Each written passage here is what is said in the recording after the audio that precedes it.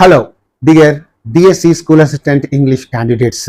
Welcome back to my Grammar for Success channel. I am Koresh Babu, a retired lecturer in English from Hyderabad. In today's video, I am going to teach you the poem in the Bazaars of Hyderabad written by Sarojini Naidu. You know very well, this video is specially made for Telangana DSC School Assistant English candidates, and I think all over Telangana there might be only a little number of School Assistant English candidates. Please, as far as possible, try to share this video with all of them, and from now onwards I'm going to take up all the items that are there in your content.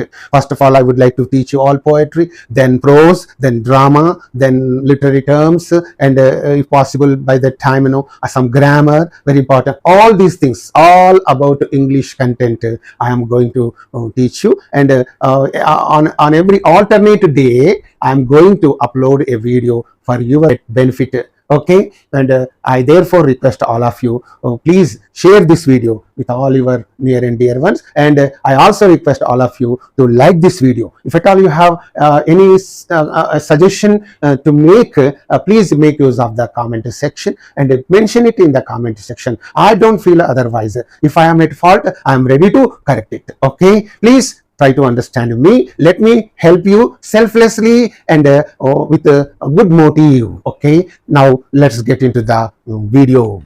In the Bazaars of Hyderabad, written by Sarojini Naidu.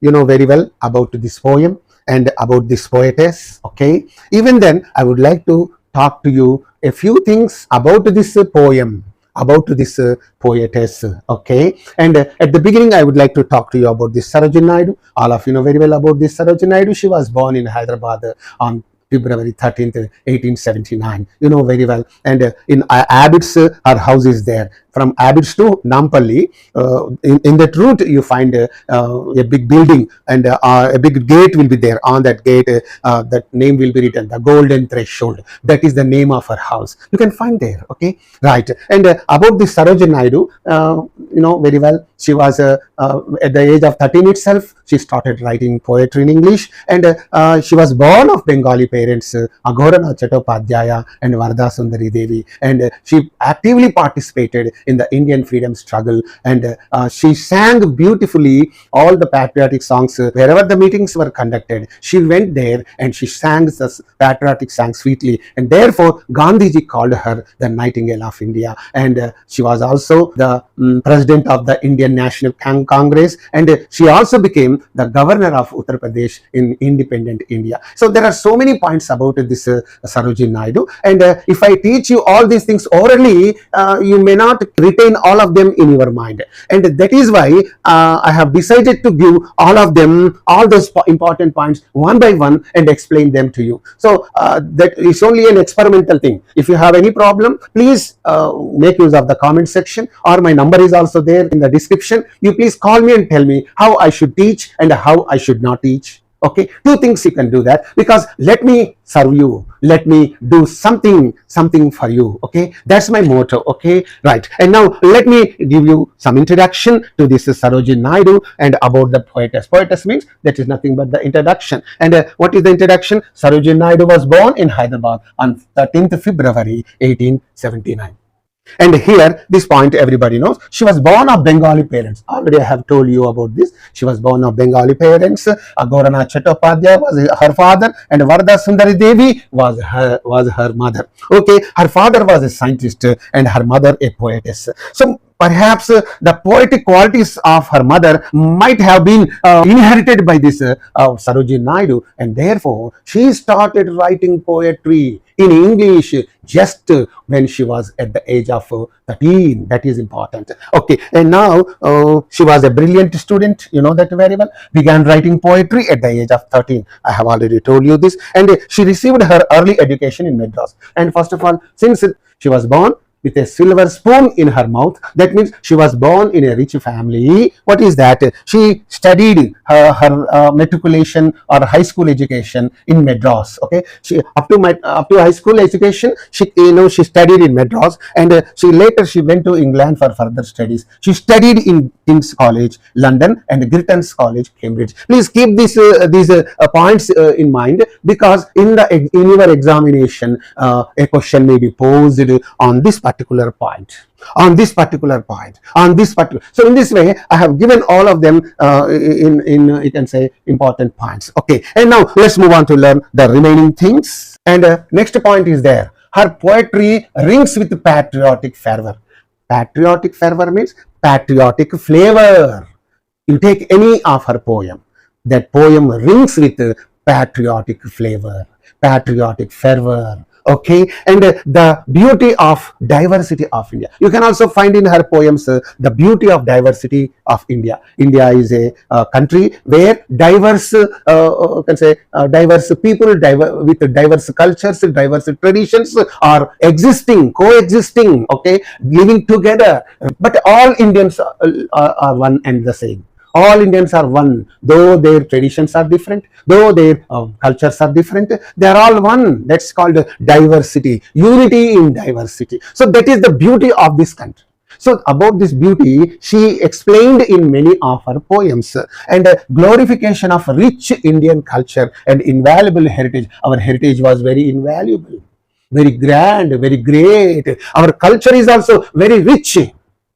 Okay, so rich culture and invaluable heritage. So with all these things are explained in her poetry. All these things can be found in her poems. Okay, and here one very important point about her is her poetry includes 4 volumes. She wrote altogether 4 volumes. Volumes means what? Nothing but books. Okay, 4 books of poems. What are those 4 books?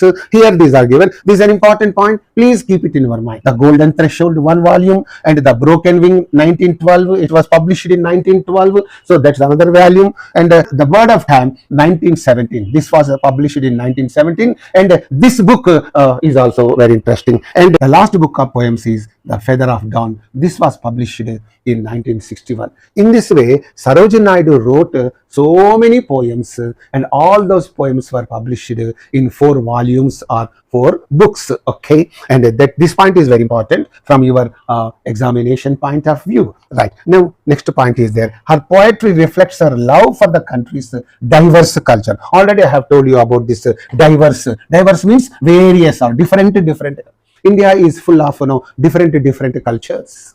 In Telugu states there is some kind of one culture. In South India there is one culture. In North India one culture. East India one culture. So like that, all over this country there are different cultures. The people of all cultures are living in this country with one mind. That is, we are Indians. So that is the feeling. So she has a great love for the country's diverse culture and heritage. That point is important. And her poems and speeches are remarkable.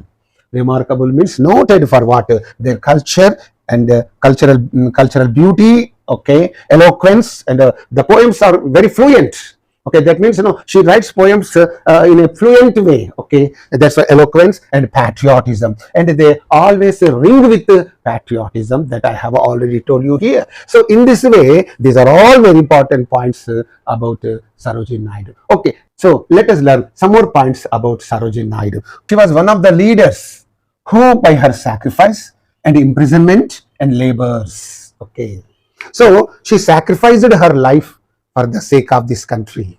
She went to jail for the sake of this country, and in this way she was considered one of the leaders who fought for India's freedom, and at last she brought about the freedom of the country on August 15, 1947. That means till freedom for this country was achieved, she actively participated in the freedom struggle, and she sacrificed her family life. She went to jail, and she worked very hard. Okay, labors means she worked very hard. So all these things are there about this, right? And the next point is there. She was a close follower of Mahatma Gandhi.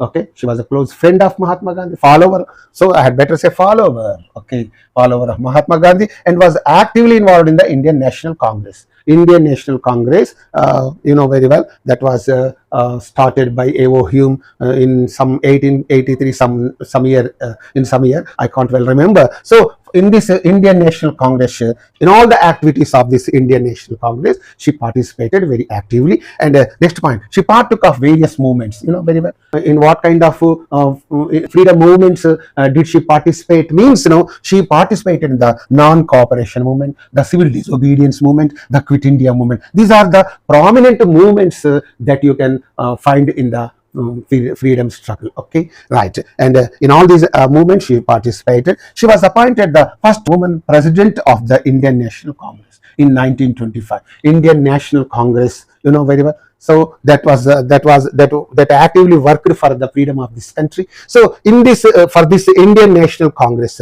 she became the first woman president, and she also became the first governor of Uttar Pradesh in independent India. So this point is also important. Okay, this point is important. Right, keep these 2 points in your mind. And what else is there? Her legacy as a freedom fighter and a poet. She was not only a poet but also a freedom fighter. So these 2 things, you know, keep on inspiring generations of young Indians.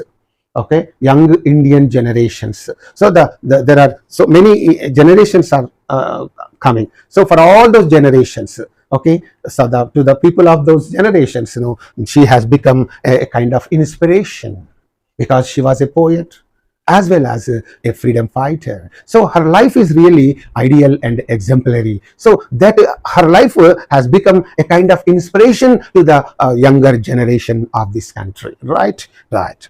Now let's move on to learn other things about Sarojini Naidu. And next point is, she was called the Nightingale of India. You know, that was the title given to her by whom? By Gandhiji, as she sang the patriotic songs very sweetly and melodiously. So this point is also very important. Who called Sarojini Naidu the Nightingale of India?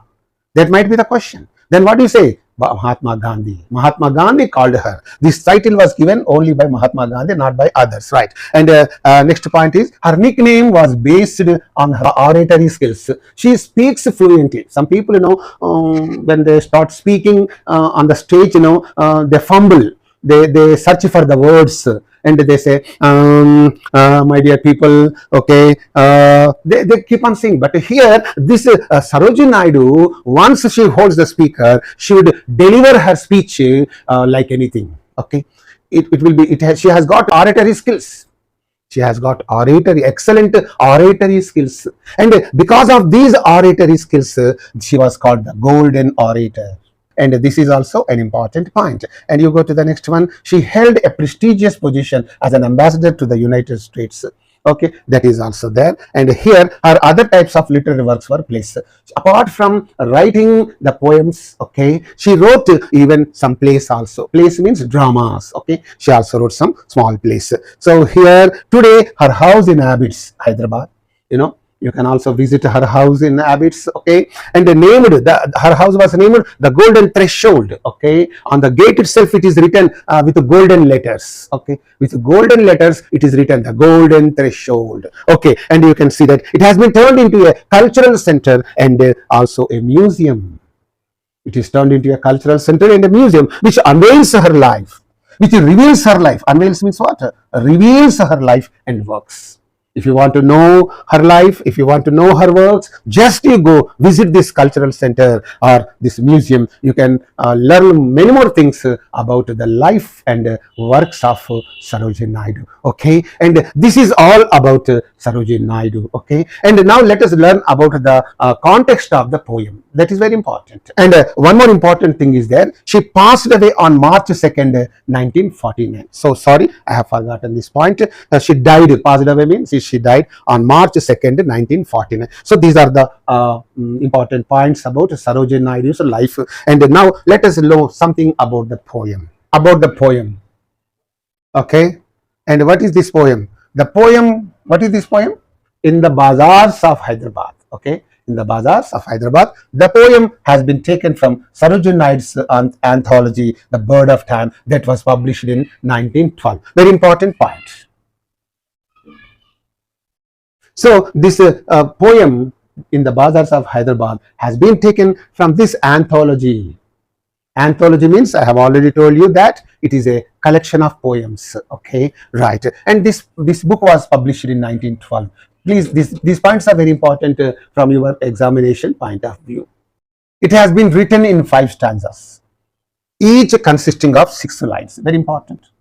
1, 2, 3, 4, 5, 6, one stanza. 1, 2, 3, 4, 5, 6, like that. 5 stanzas are there in this poem, and each stanza consists of 6 lines. That is another point, and all these are very important from your examination point of view. So here it follows a unique rhyme scheme.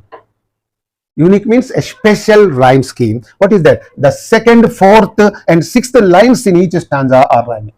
The 2nd, 4th, and 6th.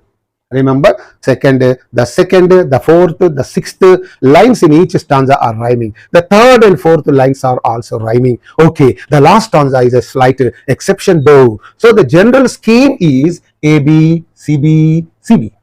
Now, let us learn the remaining things. Now, the other point is a prosodic meter. Very important, prosodic meter.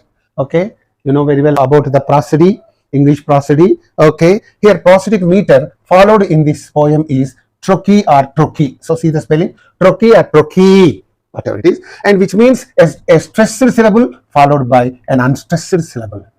This is called a trochee meter.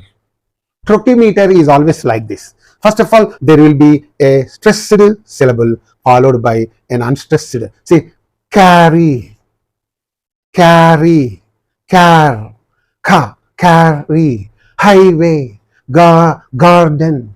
So here stressed, this is stressed, and here this is unstressed. So here you carry, highway, garden. So like that, these red colored syllables are being stressed, the black colored syllables are unstressed. So this meter is called a trochee meter. Right, this point is important, and you go to the next one. As for the context of the poem, it was written as a part of Swadeshi movement. Remember, why was this poem written? Means, this was written as a protest against the foreign goods, as a part of the Swadeshi movement. Okay, this poem was written as a part of Swadeshi movement in protest against European goods. In those days, from England, several goods would be imported to India, and here all those goods were sold. As this was done, the local goods were not being sold, and that is why what happened. Gandhiji took out this movement called Swadeshi movement. You know that very well. Okay, and as a part of this movement, she wrote this poem in the Bazaars of Hyderabad. What is less in our country? In the bazaars of our country, you can find all kinds of things.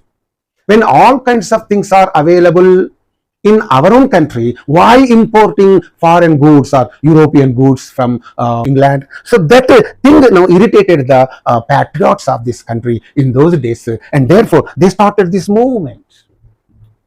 Right. Okay. And next point is there. Through the poem in the Bazaars of Hyderabad, Sarojini Naidu wants to convey the message. What kind of message was she conveying through this poem? Very important. Okay, very important. And here that India is rich in diverse traditions and cultures. Already India is a rich country in diverse cultures and traditions. One point. And they don't need the foreign products. Very important. They don't need the foreign products, because all kinds of necessary products were available in India in those days. When they were available, why importing the foreign goods, foreign products? And that is why this movement was taken up, and you know that very well. And let's now go to the next point. That is why she gives a picture of a bazaar where traditional Indian products are sold. That's why she tries to give a picture of a bazaar. Bazaar means, in other words, where selling and buying will take place. Where are you going? I am going to bazaar.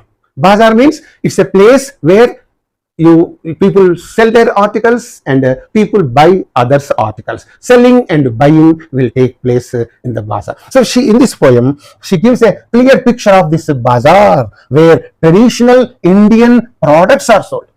Traditional tamarind is sold, turmeric is sold, cinnamon is sold, all spices. You know where India is famous for spices. All kinds of spices were sold.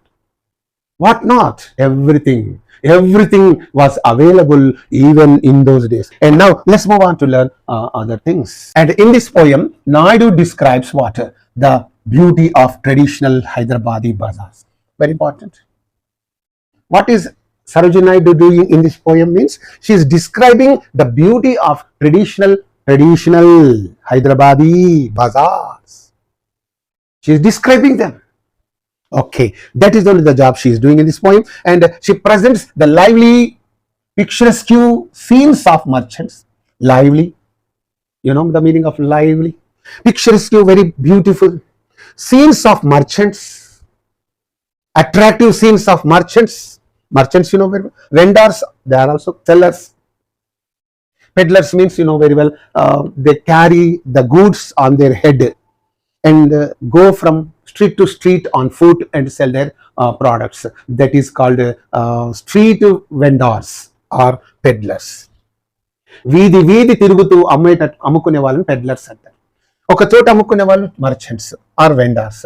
And you know very well, goldsmiths, you know that very well. And fruit men, people who sell fruit. And flower girls, girls who make flower garlands with flowers.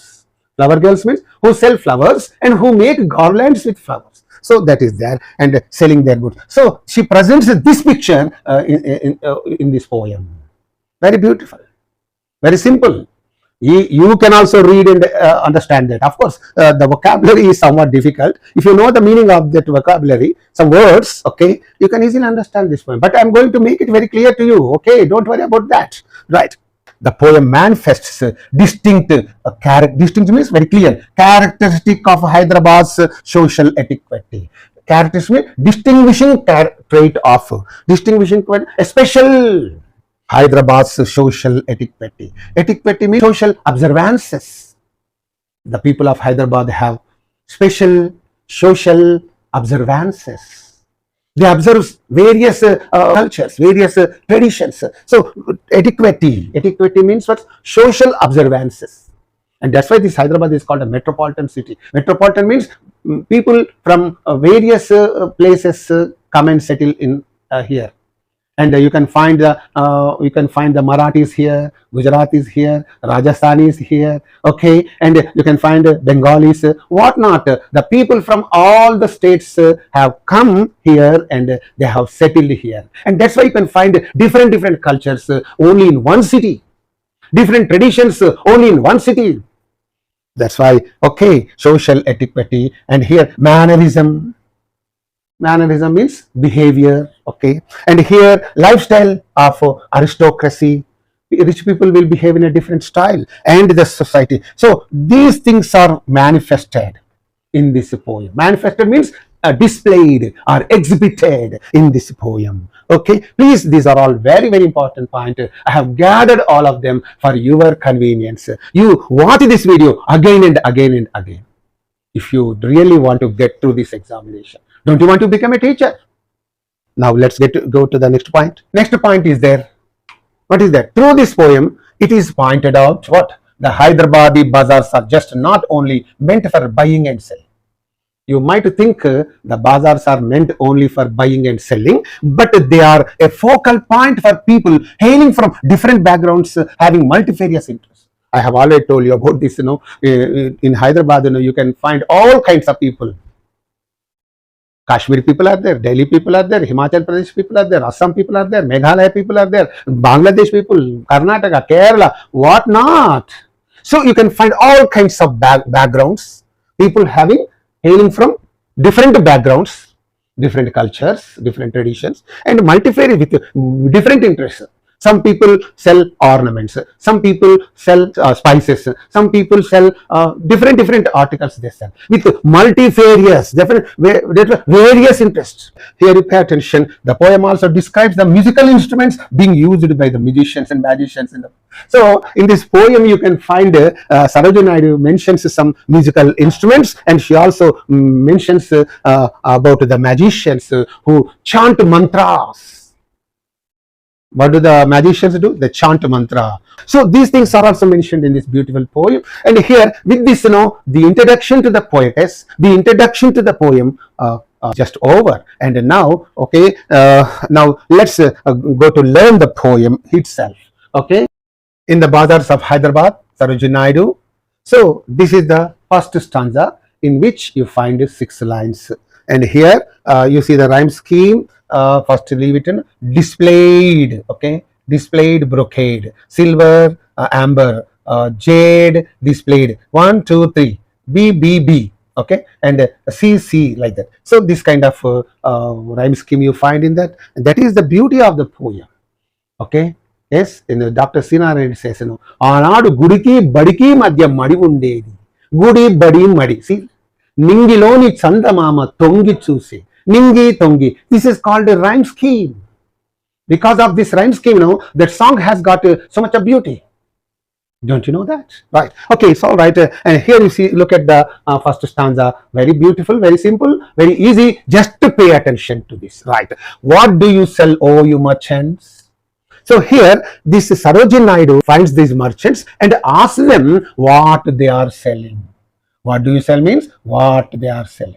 What they are selling.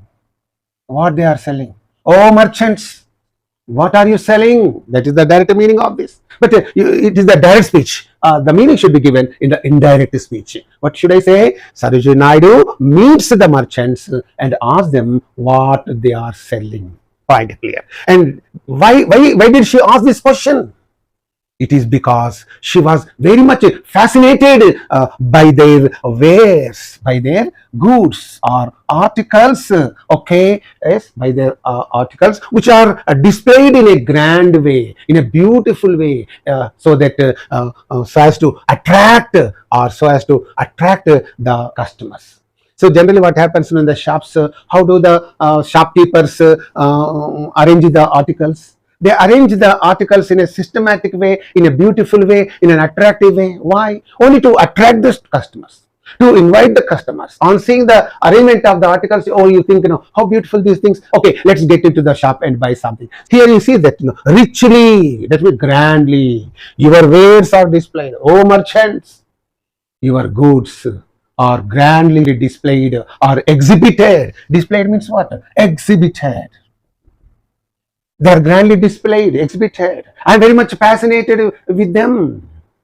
And what are you selling?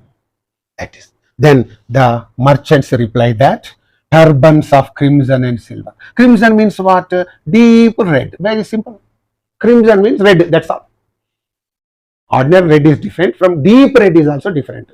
Mudru, erupu, something like that. And silver means silver colored. Okay, the merchants reply that they are selling the turbans. Turbans means what? Headwear. The headwear is owned by the people living in the rural areas, in the northern areas. Especially in Rajasthan, the people will be, all men will be wearing turbans, headwear. Okay, even in our Telangana and Andhra also, people wear turbans, rural people, countryside people. So they are called. So here the merchants reply that they are selling crimson red and silver colored turbans. Simple. That is the first point. And what else are they selling? Tunics of purple brocade. Tunics means loose garments. Okay, loose garments. Purple means the color of purple. Okay, ash color. So brocade means rich silk fabric. Okay, silk fabric with raised designs or you can find this brocade. Brocade means on what is that sherwani or something, you can find Manyavar. If you go to Manyavar, you can find this thing, brocade. What are they called? sherwanis can be found in that. Okay, some kind of long, loose garments are called tunics, and they are made of purple brocade. Purple brocade means rich silk fabric with raised designs. So brocade has got some designs, patterns, right? Okay, this is the second thing they are selling. And next, mirrors with panels of amber. Mirrors, they also say that they are selling mirrors that are with panels of amber, that are made with panels of amber. Amber panels. Panels means what? Frames. Okay, mirror is there. Okay, this is the frame. So frames of amber. Amber means what? A hard yellow brown tree resin. A hard yellow brown tree resin used especially in the making of jewelry, but here it is used in the frames of these mirrors. So here these merchants are selling the mirrors with the panels of amber. Okay, and here daggers with the handles of jade. And what else are they selling? They are also selling daggers. Daggers means what? Knives. Daggers are different from swords. Okay, swords. Swords means what? Long knife. In our old films, Vitalacharya productions, N.T. Ramarao or some hero will be fighting with long knives. They are called swords. So here they are daggers. Daggers means they keep, in the waist. Okay, generally just like a gun, they keep it in the waist. Some belt is there around the waist. So in the waist, they keep that, dagger.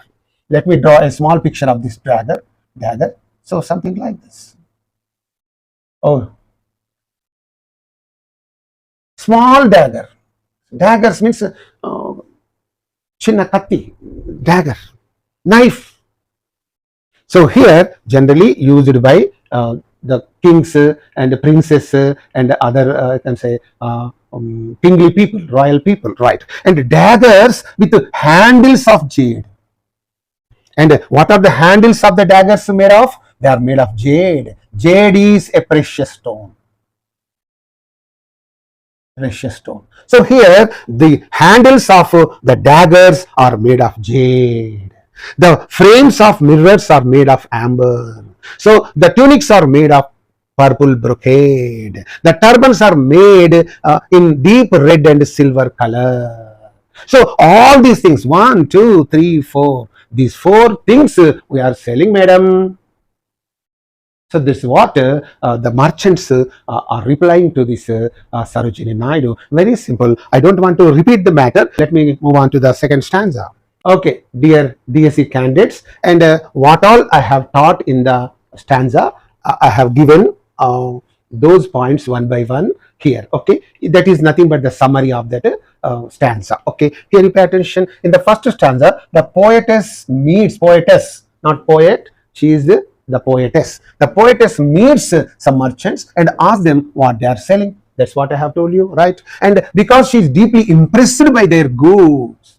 Why did she ask that question? Because she was deeply impressed or fascinated by their goods, which are displayed grandly, which are exhibited grandly. Why? In order to attract buyers. This is the point. In the first line, you find this one. Okay, right. And you go to the next one. The merchants reply that. Immediately, the merchants reply what? They are selling crimson and silver colored turbans. Very simple. Crimson, that means deep red and silver colored turbans, 1 point. Purple garments with silver and gold threading. Tunics with purple brocade means that is there. A rich, already I have told you, a rich silk fabric with raised patterns of gold and silver. So here I have mentioned the meaning also. In this summary, you can understand that. So the meaning is clear directly. Purple garments with silver and gold threading. Brocade means silver and gold threading design. So purple garments with silver and gold threading. So this is the second one. And then what is that? Mirrors with frames of amber. They are selling the mirrors whose frames are made of amber. Whose frames are made of amber. Amber means what? A precious resin used for decoration. It is given the brackets. If you don't understand the meaning of amber, you can check this because it is given the green color. Right. And also knives whose handles are made of jade. What is jade? Jade is a green stone, a precious stone. A green stone, what is this? It's not a jade, it's not jade, of course. So a green stone or a precious stone, right? So it is in this way, these 2 points. And you go to the next one. Through the very first stanza, the poetess tells the readers how rich India is. What is the poetess telling you in this first stanza? How rich India is, how great India is. Mera Bharat Mahan, something like that, right? And here she is exhibiting her love for this great ancient country, right? Okay, now let's move on to learn the meaning of the second stanza. Second stanza is there. What is the second stanza? What do you weigh, you vendors? In this stanza, if you have observed, she says, what do you weigh, what do you grind, what do you call? And here in this stanza, she comes across these vendors, maidens, and peddlers. These 3 kinds of people she comes across, and she asks them what they are selling. Okay, that is there. So let us see the question posed to these vendors. Vendors means again sellers. Okay, sellers is there, right? What do you weigh? Weigh means what? Measure. Jokadamu. Tookamu veyuta. What do you weigh, oh you vendors? Oh vendors, what are you weighing? What are you measuring? Then these vendors reply that they are measuring saffron. Saffron is what? It's a kind of substance used for flavoring and coloring. Saffron, everybody knows. You know that very well. It's very costly. Okay, right. And lentil. They are measuring what? Lentil. A kind of edible seeds. In Telugu, we can say alasandalu. In Telangana, people say bobberlu. Because in Hyderabad only, na? So there's lentil means alasandalu, bobberlu, something like that. And they are also measuring what? Rice.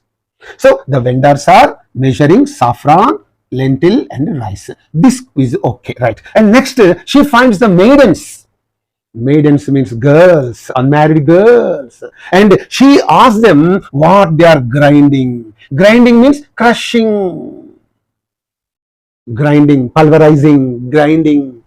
Oh maidens, what are you grinding?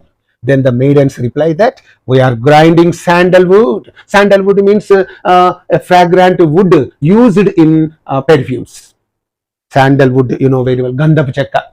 Manam gandamu em chestuntam, grind chestam. Chesi gandam pettukuntam. So this is grinding. What are you grinding? Then the maidens say we are grinding sandalwood. And we are also grinding what? Henna. Henna means what? A plant-based dye used for coloring. Most of the women use this henna to make change their white hair into black hair, something. Henna. And spices means substances used for flavoring food. Okay, you know very well. And India is famous for spices, right? And so these maidens are selling, grinding these 3 things. Okay, they are grinding sandalwood, henna, and spice, right? And next, what do you call you peddlers? I have already told you about the peddlers. Peddlers are the sellers. They go from one street to another street carrying the load of the products. Nowadays, they keep the articles on a cart and they keep on going. Of course, Uligada, Eligada, all these things come to our colony, you know. So they are all peddlers. They go from one place to one street to another street selling their products. వీధి తిరుగుతూ తమ వస్తువులు అమ్ముకునేటట్లు బండి మీద పెట్టుకొని అమ్ముకునే వాళ్ళని peddlers అంటాం. So you understand what the peddlers are. So here Sarojini Naidu finds the peddlers and asks them, what do you call? What do you call? Call means here, what do you sell? What do you sell? By raising the voice. Uligaddalu, what is this? You are selling onions, but what is the man saying? Uligaddalu, that's the word he is using. Kuragayalu, something like that. So here the peddlers are selling something. Sarojini says, oh peddlers, what are you selling? Then the peddlers say, we are selling chessmen. Chessmen means pieces that are used in the game of chess. Do you know how to play chess?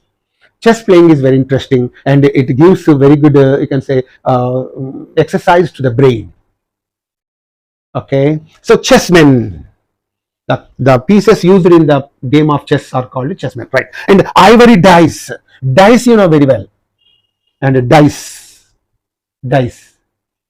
In Telugu, I don't know. Dice. And they are made of ivory. In the olden days, some in some picture, somebody says, పాచికలు వేస్తా. No, dice means పాచికలు. And here, ivory, they are made of ivory. Ivory means what? Ivory means they are the tusks of elephants. Ivory is extracted from the tusks of elephants and other animals. That's why, for the purpose of this ivory, people are, some people are killing the elephants, and what is that? Even in India, in Africa, in various countries, people are killing the elephants just for the sake of their tusks. Tusks means tusks. తెలుసు కదా, even కొమ్ములు ఇట్లా ఉంటాయి tusks. వాటితోని Ivory వస్తువులు చేస్తారు, బొమ్మలు చేస్తారు, రకరకాలైన వస్తువులు. Very sturdy, very beautiful. Okay, right. So here these peddlers say that they are selling chessmen and ivory dice. So here it's very simple. Is there any difficulty in understanding this passage? Right. And now let us see the meaning of this on the next slide, because you might forget the meaning of this. That's why I have given the meaning of this again on the next slide. Okay, now let's go to the next slide. The poetess then visits the vendors, okay, the maidens then, and the peddlers. These are all, peddlers means salesmen, right? Okay, and here she asks the vendors what they are weighing. Weighing means, already I have told you that, measuring, what they are measuring for sale. The vendors reply that they are weighing saffron, lentil, rice. Okay, already I have told you about the saffron, lentil and rice. Okay, and then the poetess then asks the maiden girls what they are grinding, what they are crushing, pulverizing. Then they reply that they are grinding sandalwood. It yields fragrant timbers, okay, and oil. Okay, sandalwood yields fragrant timbers. Timber means wood. Okay, fragrant, I should have written wood here. Fragrant wood, and also oil. Henna, a dye used for coloring, and spices. India is famous for spices. So these maidens are selling all these things, right? And the next point is, and now Naidu asks the peddlers, okay, who go on foot from street to street selling their products. Okay, and what is she saying? What they are calling means selling as their trade cry. Then what is that? They say that they are selling chessmen and dice made from ivory. Ivory means what? I have given a precious substance. Okay, a precious substance taken from the tusks of the elephant and other animals of having tusks. Okay, and for the game of chess. So these are the important points of the. These are the. This is nothing but the what is the summary of the second stanza. And now let's move on to learn the meaning of the third stanza.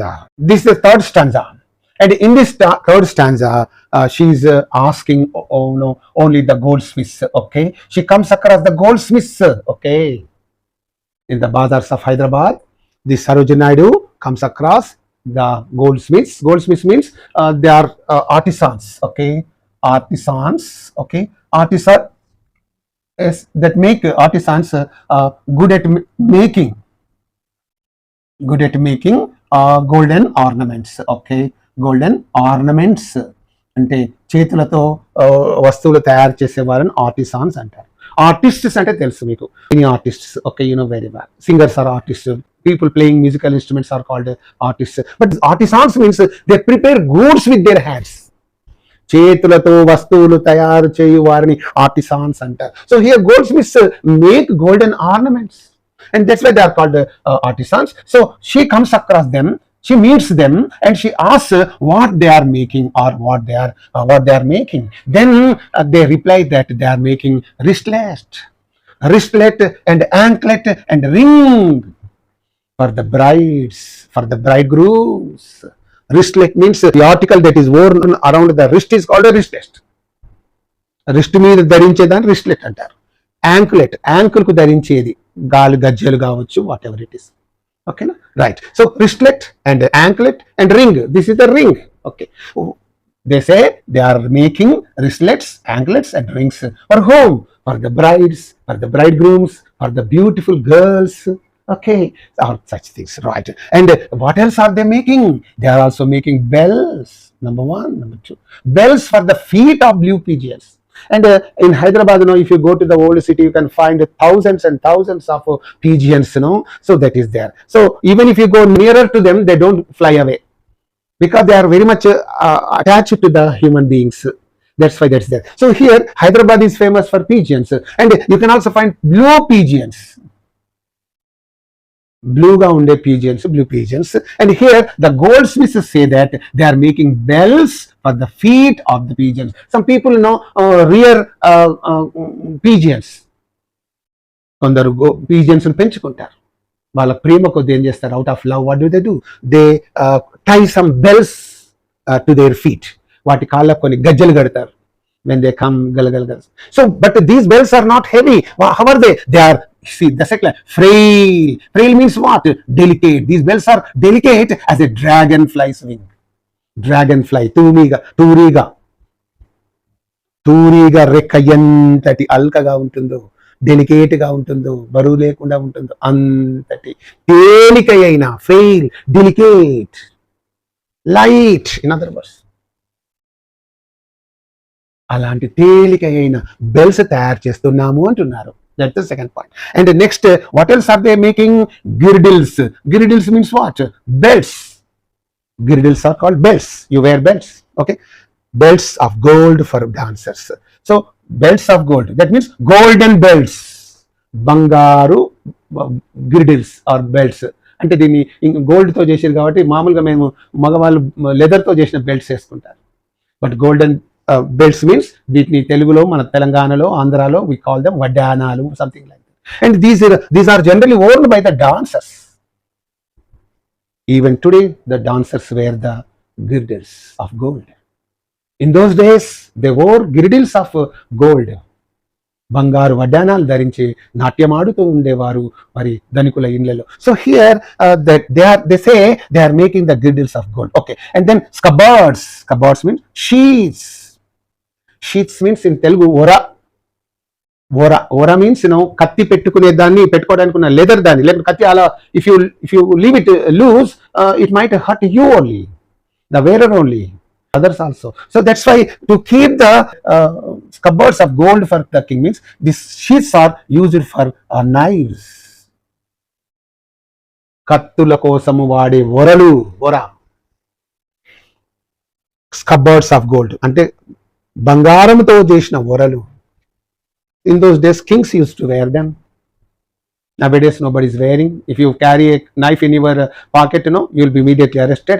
Carrying weapons and pistols and other prohibited items is a crime. You'll be arrested. Right. So here, scabbards of gold, golden sheets for the king. రాజుల యొక్క కత్తుల ఒరల కోసము, అంటే కత్తులు పెట్టుకోవడానికి మరి బంగారు ఒరలు తయారు చేస్తున్నామని ఇగో ఈ గోల్డ్ స్మిత్స్ అంటూ ఉన్నారు. See how many things: wristlets, anklets, ring, bells for the pigeons, girdles of gold for dancers, scabbards of gold for the king. See, these things they are making. 4 things they are making. And now the same matter is given on the next slide. The poetess now goes up to the goldsmiths.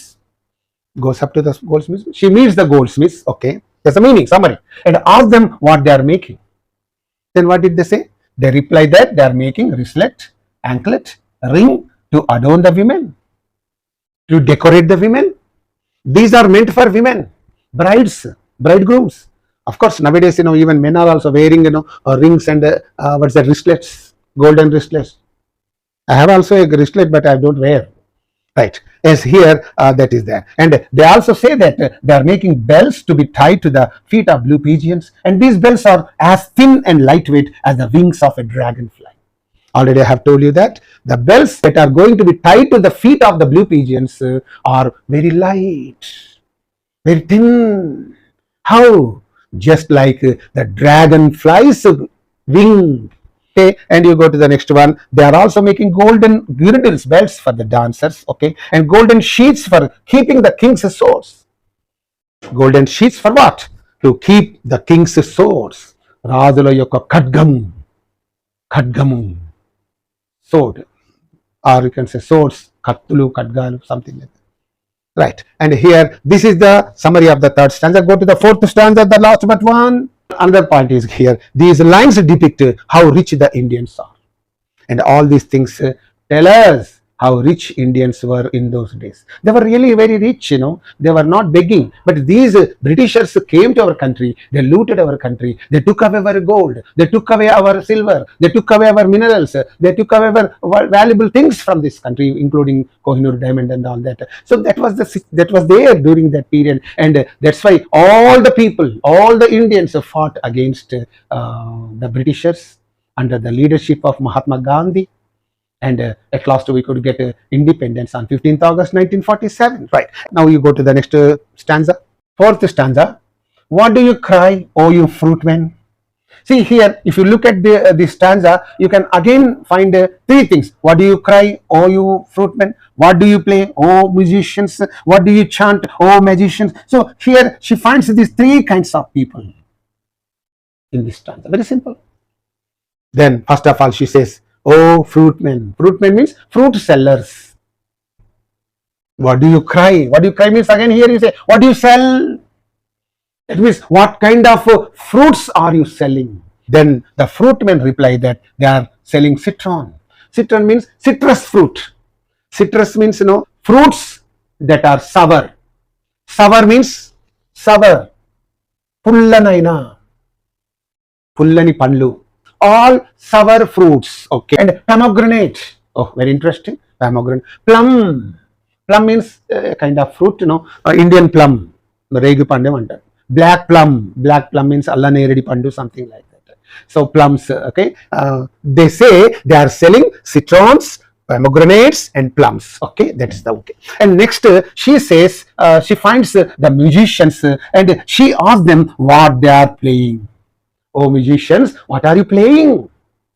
That means what kind of musical instruments are you selling? Then they say they are selling sitar. Sitar. Wrong spelling. Sitar, sitar. Sarangi, another musical instrument. Drum. These are all the musical instruments. The musicians say that we are playing. Playing means we are selling again. మేము sitar, Sarangi, drum ఇవి అమ్ముతున్నాము చెప్పారు. So then she comes across the magicians and she says, oh magicians, what do you chant? What are you chanting? A few days ago I went to some place here near Dilsukhnagar. Okay, there is a board. కడుపు నొప్పికి మంత్రం వేయబడును, పాము కాటుకు మంత్రం వేయబడును, తేలు కాటుకు మంత్రం వేయబడును. So here this Sarojini Naidu says, oh magicians, what are you chanting? మీరు ఏమి మంత్రాలు ఉచ్చరిస్తూ ఉన్నారు? Here they are not selling anything, but they are chanting mantras. So they say we are chanting spells. Spells means incantations. Incantations means mantra. Spells for eons. Eons means ages to come. Amma మేము రానున్నటువంటి అనేక సంవత్సరాలకు effective గా ఉండడం కోసం మంత్రాలను జపిస్తున్నాము. Tagore's poem is there, leave this chanting. జపించుట, చెప్పడం. yes, they say that they are chanting spells or incantations that have the power for ages to come. రానున్న అనేక సంవత్సరాలకు సరిపడే శక్తినిచ్చే మంత్రాలను మేము జపిస్తున్నాము. Right, and the same meaning is given on the next slide. And this is the summary of this stanza. The poet next asks the fruit sellers what fruits they are selling. They answer that they are selling citron, pomegranate and plum. They are all types of fruits in a word we can say. And next now the poet asks the musicians what instruments they are playing or they are selling, whatever it is. They reply that they are playing or they are selling sitar, sarangi and drum. They are all types of instruments, musical instruments. I had better say musical.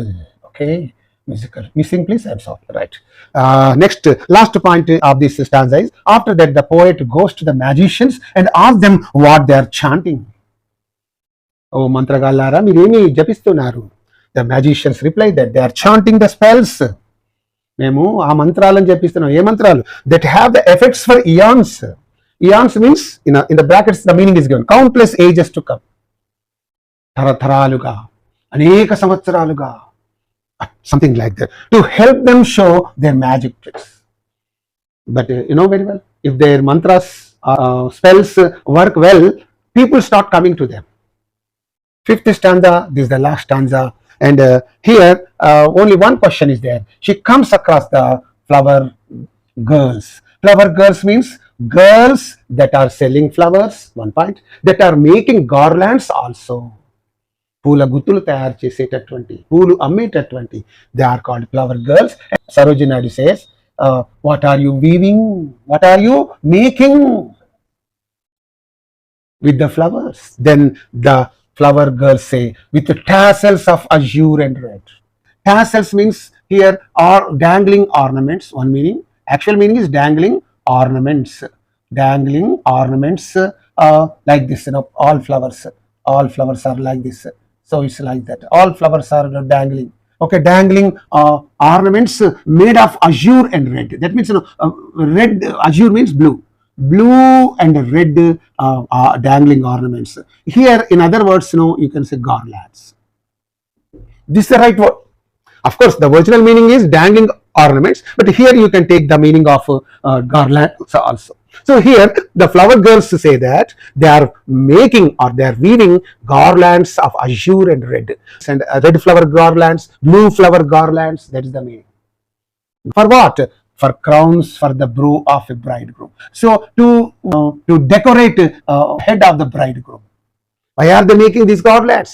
To decorate the head of the bridegroom. In northern India, what happens, you know, these bridegrooms are decorated the head with dangling ornaments or dangling small garlands. So the face is covered with dangling small garlands. Okay, dangling means వేలాడుతున్న చిన్న చిన్న దండలు ఇట్లా ఉంటాయి, చుట్టూ పెడతారు అట్లా. So అక్కడ నార్త్ ఇండియాలో బాగుంటుంది. సో వాళ్ళు చూడాలంటే నేను ఇట్లా తీసుకున్నా, cone have I, so something like that. And that is North Indian culture. Okay, so they are called tassels. Okay, they are meant for this bridegroom to put on the head of the bro, means to the head of the bridegroom. And next, what else are they weaving? They are weaving chaplets to garland his bed. Chaplets means round garlands for the bed on the wedding day. On the bed on the wedding day. To garland his bed means to adorn. Garlands to adorn his bed. That means bridegroom's bed. So next, sheets of white blossoms new garnered to perfume the sleep of the dead. And third thing, you know, the flower girls replied that they are also making what? Yes, sheets of white blossoms. White means, you know, blossoms means flowers. You know that very well. Sheets means okay, large number of what is that? A large number of okay, white flowers. Okay, yes, a large number of white flowers. New garner means freshly, what is that?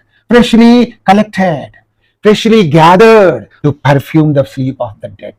Okay, they decorate what? What's that? Coffin of the dead body. So coffin or the dead body. In India, what happens, you know, the dead body is covered with flowers. All white flowers or red flowers, whatever it is, you know, we decorate the dead body with the flowers. So they are, for that, you know, these flower girls say that we are decorating the dead bodies, the coffins with the white flowers new freshly gathered, because to perfume the sleep of the dead. To perfume means to make the dead body give out a good smell. So it means, you know, that from the dead body there should not come out a bad smell. So to prevent that bad smell, these flower girls are making some garlands with freshly gathered white flowers to fill the dead body with scent, okay, sweet smell and all that. So in this way, these, you know, the flower girls are selling, weaving these things. Tassels they are weaving, chaplets they are weaving, and also some, what is that? They are decorating the dead body with the white flowers freshly gathered. So this is the meaning of this fifth stanza. The same meaning you can find on the next slide. In the last stanza of the poem, the poetess or the flower girls, what they are weaving with the azure, deep blue, and red tassels. Tassels means here strands of flowers. Actual meaning is dangling ornaments. Here, the flower girls are making or weaving garlands for the bride and crowns for the groom, and to adorn their bed for the wedding night. That also you know very well. And the last one here, they are also making sheets of newly gathered white flower for use on the dead body, a dead man's grave for fragrance. So these are the three things you have to understand. And okay, thus the poetess Sarojini Naidu represents an Indian market to give us a sense of the rich Indian heritage. This is the rich Indian heritage. To indicate this rich Indian heritage, the poetess Sarojini Naidu has composed this beautiful poem, you know very well, okay, as a part of Swadeshi movement. And one more thing is there, this poem was her vehement protest against the European products and an appreciation of our own goods. So in this poem, what can you find? So protest against European products, at the same time an appreciation of our own goods. Literary devices employed in the poem. What are the literary devices employed in the poem? So here you see that anaphora. Anaphora is a literary device. Anaphora is what? The repetition of a word or a phrase at the beginning of successive clauses, successive sentences, lines of poetry for emphasis. So, and here you can find that. What do you weigh, oh you vendors? What do you grind? Student, what? Oh you maidens. What do you call? Oh you peddlers. This is the second stanza. Right. And next another example I have given. What do you cry, oh fruitmen? What do you play, oh musicians? What do you chant, oh? So this gives a kind of beauty to the poem. In the fourth stanza you can find this. Right. And this is called anaphora. And here's alliteration. Alliteration is nothing but what? The repetition of consonant sounds. Consonant sounds at the beginning of words in a poetic line. So one example is given here. See, crowns for the brow of a bridegroom. Brow, bride. In this line, you know, brow of a bride, brow, bride, bra, bro. So we get brow, bride. So this, you know, this is called alliteration. Okay. Assonance. This is also a literary device, and assonance is nothing but the repetition of vowel sounds. Alliteration is the repetition of consonantal sounds. This assonance is the repetition of vowel sounds in words that are close together in a sentence or verse. How? Let us see that here. See, turbans of crimson silver. See, were. So all these things are giving the vowel sounds. Okay, this is called assonance. And here, crim, cree, and see. This is also called assonance. So please, you can say, try to understand that, right? And here, see, daggers with the handles of with the handles See, these vowel sounds are repeated. You know, this is called assonance. Daggers with handles of J. So here, simile is there. All of you know very well about the simile. A simile is used to compare one thing to another to create a deeper meaning. What is that? You know, frail as a dragonfly. Frail as or like is used to compare. So here, the bells that are made to be tied to the blue pigeons are frail as a dragon's wing. So you are comparing the bells being compared with the fragility of a dragon's wing. The bells you are going to tie to the feet of the blue pigeons are compared with the fragility, delicacy of a dragon's wing, fragility or lightness. Right. Okay, and here imagery. Imagery means a picture. When the poem is being explained, you know, the picture will come on your mental screen. That is called imagery. Yes, turbans of crimson and silver. See, turbans of crimson and silver, red colored turbans and silver colored turbans. When that point is explained to the students, you know, the students will visualize that white turban. And what's that? Generally, you know, the Lambadas, I think, they wear red turbans. Okay, and in our villages, you know, some people wear white turbans. So immediately, when this is, you know, turbans of crimson and silver, immediately the students will create a picture or remember a picture. So they will have a picture on their mental screen. Red turban, white turban, silver color means white turban, right? Okay, now let's move on to the next slide. See, mirrors with panels of amber.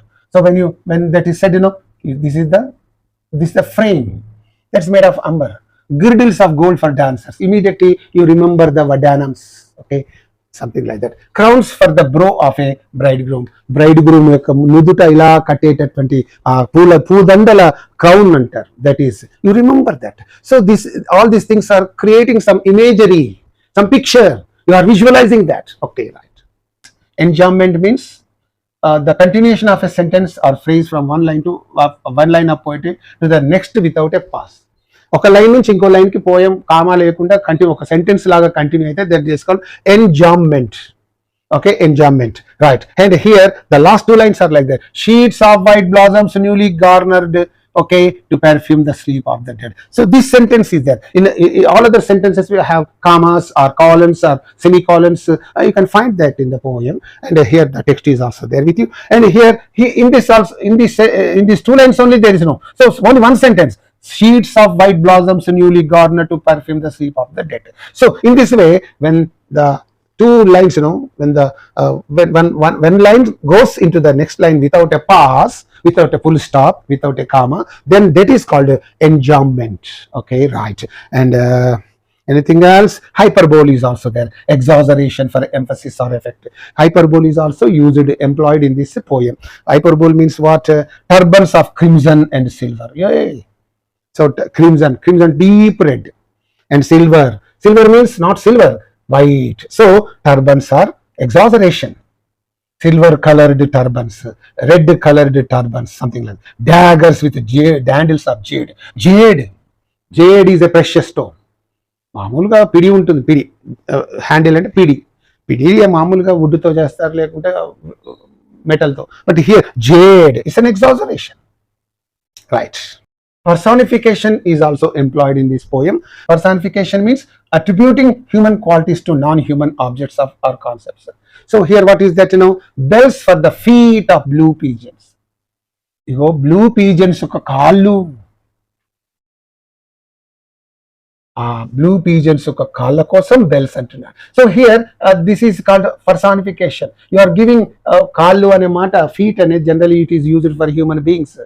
Okay, of course for animals also we use, but here this indicates some kind of personification, right? And here rhyme is there. Oh, it's wonderful. The poem uses rhyme to create a musical effect and beauty. And here what is that? A wing king, plum drum. You can see that rhyme scheme, right? And here symbolism is also there. The use of symbols to represent abstract ideas and concepts. Symbolism means that is there. So symbols are used to represent abstract ideas or concepts. How here it is used. The various items sold in the bazaar symbolize the cultural richness and diversity of all these things mentioned in the poem are symbolizing. What are they symbolizing? Are symbolizing the cultural richness and diversity of Hyderabad. Okay, right. Points to remember from your examination point of view. Please, I'm just reading the things, and you have to read them yourselves and learn the things. So the same point. The main theme of the poem is the description of the beauty of traditional Hyderabadi bazaars that are bustling with vigorous selling activity. So that point you have to remember. The merchants sell clothing and jewelry. What are the merchants selling? Clothing and jewelry. The colors used to make turbans are crimson and silver. Okay, and the vendors weigh or measure saffron, lentil, rice. Okay, and the maidens grind or crush sandalwood, henna, and spice. Okay, and the peddlers sell chessmen and ivory. Okay, these are all taken from the poem itself. Okay, and the goldsmiths make wristlet, anklet, and ring. The fruit vendors sell citron, pomegranate, and plum. Okay, and what else is there? The musicians play sitar, sarangi, and drum. Okay, see, these are all the points to remember, and some more points are there to remember. Okay, the magician chants spells, incantations for eons to come. Okay, that you know very well. The flower girls weave or make chaplets. Chaplets mean garlands with the tassels, dangling ornaments made by a bunch of threads of azure and red. Okay, that point you know. And here goldsmiths make for dancers girdles of gold, right? And bells made for the feet of blue pigeons are as thin and lightweight as the wings of a dragonfly. The purpose of the crowns mentioned is to be worn by the bridegrooms. Okay, and here the material used to make tunics. Tunics means loose garments is purple brocade. Okay, and here the material used to make the handles of the daggers is jade. Jade is a precious stone. Okay, the primary occupation of the merchants is selling merchandise. Okay, it is there. Simple. The panels or frames of the mirrors are made of amber. The flower girls make flowery crowns for adorning the bridegrooms. They are making flowery crowns. And for what? For adorning the heads of the bridegrooms. Okay, and here the color of the pigeon's feet is blue. The materials used to make bells for the pigeons' feet is gold. The goldsmiths make scabbards or sheaths for daggers. The flower girls make chocolates for the bridegroom's bedroom. They are making, what are the flower girls doing? They are making chocolate with garlands. For what? For the bridegroom's bedroom of the wedding day. The flower girls use tassels of azure and red for creating chocolates for brides. Tassels, garlands of azure and red. Okay, garlands made of blue and red flowers, creating chocolates for brides. Okay, dear DSC candidates, with this the video comes to an end. Hello, dear DSC candidates. Thank you so much for watching this video. This is an educational video. This may be a little bit lengthy, but you should not get tired of watching this. Okay, you must have patience if you want to get through DSC examination. Okay, if you want a job, if you want to get through the examination, you must have patience. Anything cannot be done in just in a twinkling of an eye.